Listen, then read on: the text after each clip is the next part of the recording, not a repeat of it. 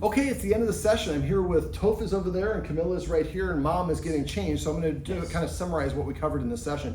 Now we started off by going over a loading exercise. So remember, by the time you see this, you should have already done that. But you're walking around the house, yes, treat. Take a couple steps, yes, treat, yes, treat. So you're saying yes, then giving the treat. Don't say yes as you deliver the treat. So say yes, then move to deliver the treat. Be mindful that you're not saying yes and yes. So dogs hear inflection, so we want to be consistent. All right, we went over hand targeting. I have a video for that one, but practice that one. Something I forgot to go over, how you can combine those two things. Now you were making a kissing sound like this. I would like you to make a kissing sound like this. And you can't see it off camera, but Toph looked immediately. So if you can't make that sound, you can say, puppy, puppy, puppy. That worked. Or beep, beep, beep, beep. So you can keep on giving her treats for looking, yeah. And so if you're going to use either word, you want to say it 3 or 4 times in a row. We call this lesson the pause interrupter. Now, all attention is rewarding. So your dog gets in the trash, you say, don't get in the trash. Your dog will get into the trash after enough repetition to get your attention. We talked about celebrating to offset that. But for this, what we would like to do is, if I don't want the dog in the trash and it starts to sniff, I might say, dog looks at me, and I go, boop. And the dog runs over, touches his nose with my hand. And then I'm going to give the dog something else to do. And so this is a way to redirect the dog's attention before they get in trouble without you giving attention. So you make the pause interrupter sound and then the boop. So you need to practice the boop pretty well, and you might also load that sound by going and giving the dog a treat. But most dogs respond to those sounds pretty well. Okay, so we also went over dog celebrating and manners lessons. So celebrating is rewarding Toph, excuse me, or Camilla, anytime they do anything that is desirable without us asking them to do it. Yes. This teaches the dog the things that you want them to do to get attention. Instead of going to get in the trash to get your attention, I'm going to sit, I'm going to lay down, I'm going to come to you, I'm going to go to the dog bed, and so on. And it only works because they only will work or be effective is if you practice it often.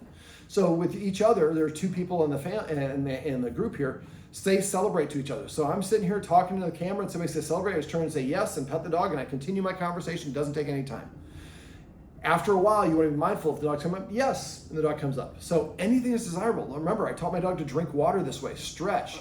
You do it for pooping, jumping off the dog bed, going to the dog bed, anything that the dog does on its own. Say yes and reward. Now remember, when you say yes, you want to say that within a maximum of 2 seconds of the dog doing the action. And then you want to give them a pet or a reward within 2 seconds of saying the marker word. So you only have about a 4-second window. So this is the mini treat pouch from PetSafe. I would recommend getting it. I've gone through a whole bunch of different treat pouches. This is the design after about 4,000 dogs that I find is the best. It has a belt, but I like the clip, so I can just clip it on my deal, and I have treats with me ready to go. And a plethora of treats. When you do these exercises like we did in the video above, you want to have a ton of treats. You'd rather finish the exercise and having more treats than run out of treats while you're still doing the exercise and you're in a groove. So always have more treats than you need to. I like to have 3 levels of treats. I have a high-level treat, my Stewart's freeze-dried beef liver that's chopped down to tiny little pieces.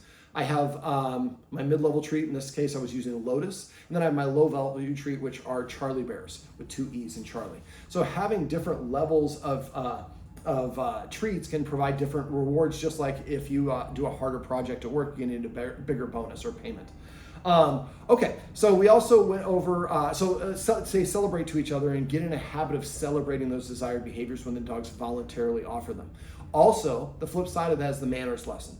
So when Toph comes up and nudging you with the paw, with the nose, or pawing at you for attention, you're gonna tell Toph to sit 1 time. If Toph sits, you say yes, and pet, remember, on the collarbone. That's where Toph said like to be pet. And say yes, and then pet on the collarbone. If the dog's nudging you for attention, you say sit, and the dog does not sit, you just go back to doing what you're doing. You ignore the dog. Remember, half of how dogs learn is not being reinforced for doing something we don't like. So if Toph doesn't sit, Toph doesn't get any attention. But these things work together. So if you celebrate, and every time Toph sits voluntarily, when you say sit later on for the manners lesson, Toph is more likely to sit down. And that's the watchword I use for that is manners. So somebody comes in, the dog's jumped up on me, I say sit.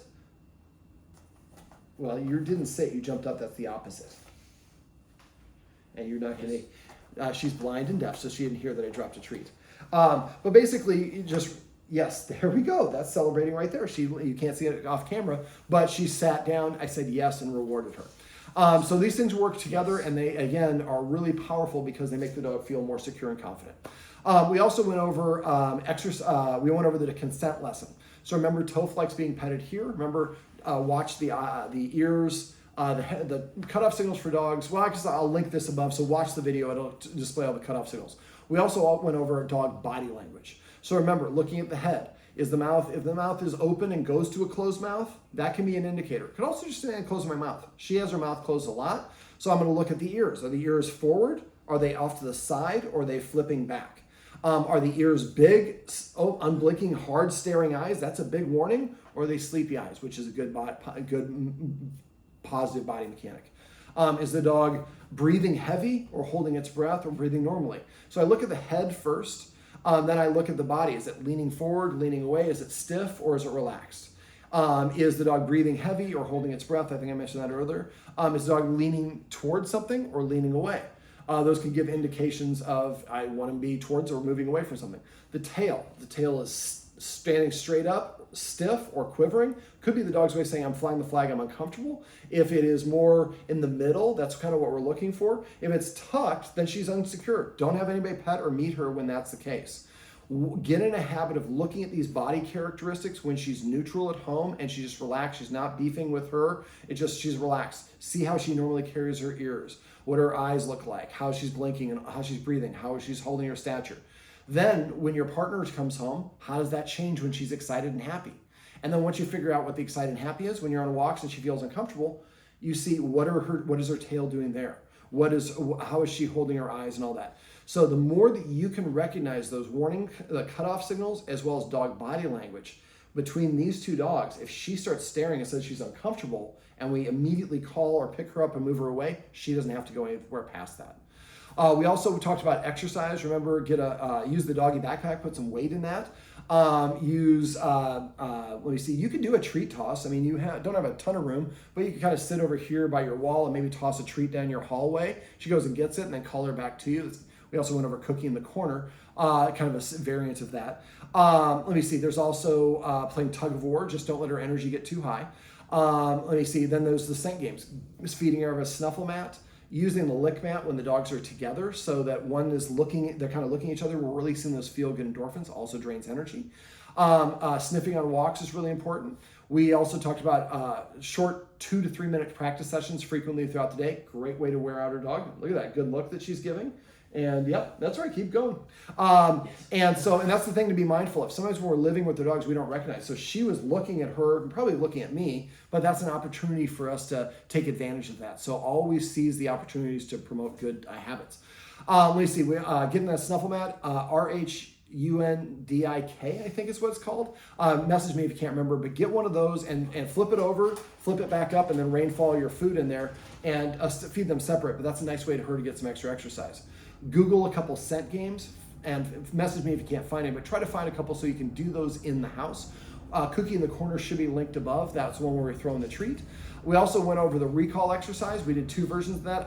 If I don't have that linked, let me know. I can share that video with you as well. We also went over the the leave it cue. Practice that one. Set it up where you have stuff on the hallway. So you're walking up and down the hallway with her on leash and she's looking at something. You say, leave it. She looks up. You walk over that thing and you say yes and give her that treat. That's why we waited for the eye contact before we started marking. I have a video on that one as well if you forget how to do that. And then the last thing I didn't really talk about, but I like to incorporate rules and structure. A lot of us don't have any rules for our dog, which means the dog doesn't have any practice at self-restraint. The rule is I'm not supposed to drive above 65. People laugh at that on the freeway out here, but that is the law. And so we learn to follow the law if we get caught or there's a consequence or somebody's enforcing that. There's nobody enforcing it, which is most of the time out here, people are driving 85, 90 miles an hour on the 10. So for your dog, I like to have some rules. We actually have a couple, not being allowed in the furniture here.